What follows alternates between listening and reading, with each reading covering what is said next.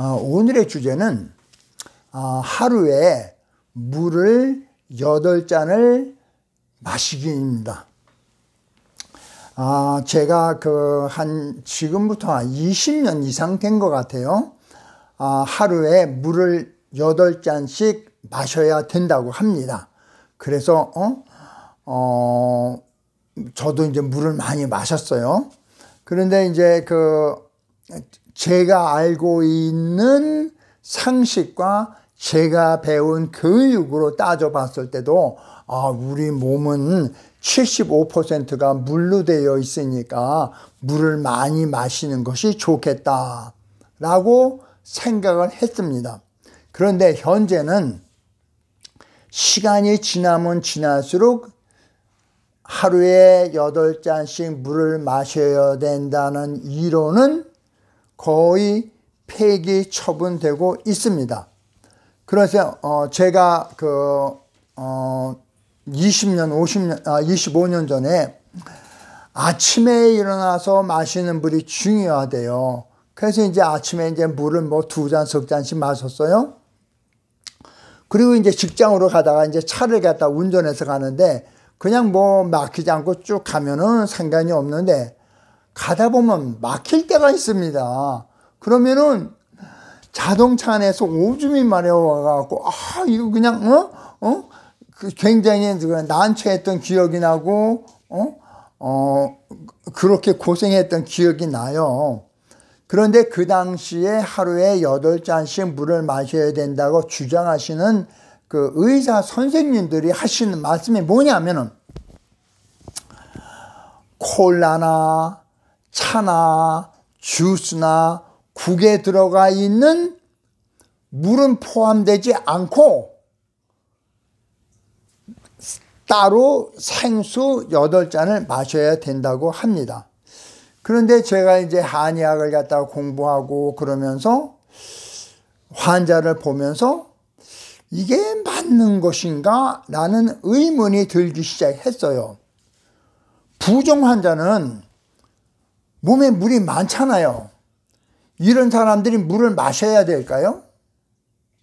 근데 이분들한테 아이고 물을 하루에 8잔씩 드시라고 그러잖아요. 그러면 죽기보다 싫어요. 그래. 왜? 자기 몸에 물이 많으니까 더 이상 물이 필요가 없는 거예요. 근데 무조건 하고 하루에 8잔씩 물을 마셔야 되고 거기다가 수프에 포함되는 물은 안 되고 과일에 포함된 물도 안 되고 이러한 주장이 진짜 옳은가? 제가 이제 운동을 그렇게 좋아하는 성격도 아니에요. 밤 운동은 좋아합니다. 그런데 땀도 그렇게 나지 않고 온도도 높지 않은데 꼭 물을 마셔야 되는지, 습도가 지금 높아서 몸이 끈적끈적한 상태인데 물을 마셔야 되는지, 고혈압 때문에 이뇨제로 물을 갖다가 지금 막 빼가면서 물을 마셔야 되는지, 소금 섭취를 줄이라고 그러고 그러면은 혈액량이 증가되기 때문에 소금 섭취를 말라고 그러면서 물을 마시면은 그래갖고 저나트륨증으로 돌아가신 분도 있다고 합니다. 그런데 요즘 새로이 주장되는 이론들은 뭐냐면은 우리가 먹는 음식이나 과일이나 주스나 국에 포함된 물도 물로 포함이 돼야 된다고 주장들을 하십니다. 그러면은 20년 동안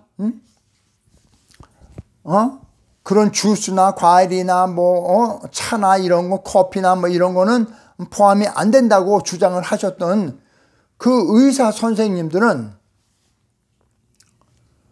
실제로 환자들한테 도움을 주었는지 한번 고민해 봐야 된다고 생각을 합니다. 그리고 그것이 잘못됐다고 인정하는 순간 사과를 해야죠.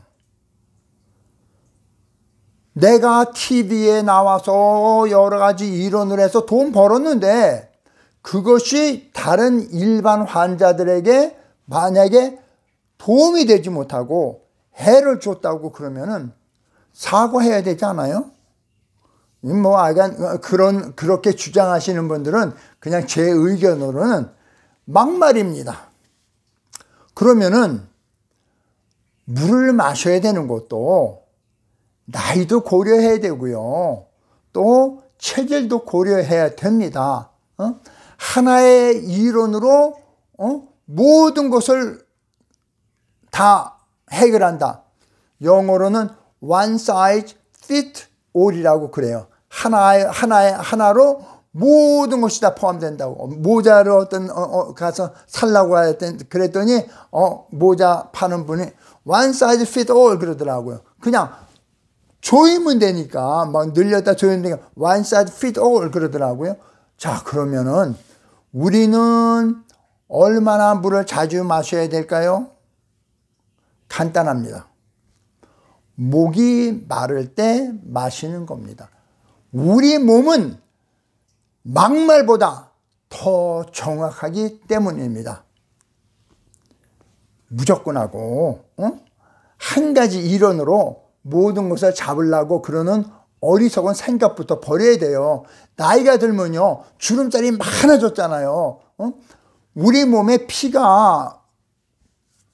중에 75%가 물이 아니에요. 그분은 50%도 안 되는 경우가 있어요. 하면은 자꾸 그냥 빠지기만 하고요. 도움이 안 됩니다. 그러니까 우리는 그냥 한 가지 이론으로 모든 것을 통일하려고 그러는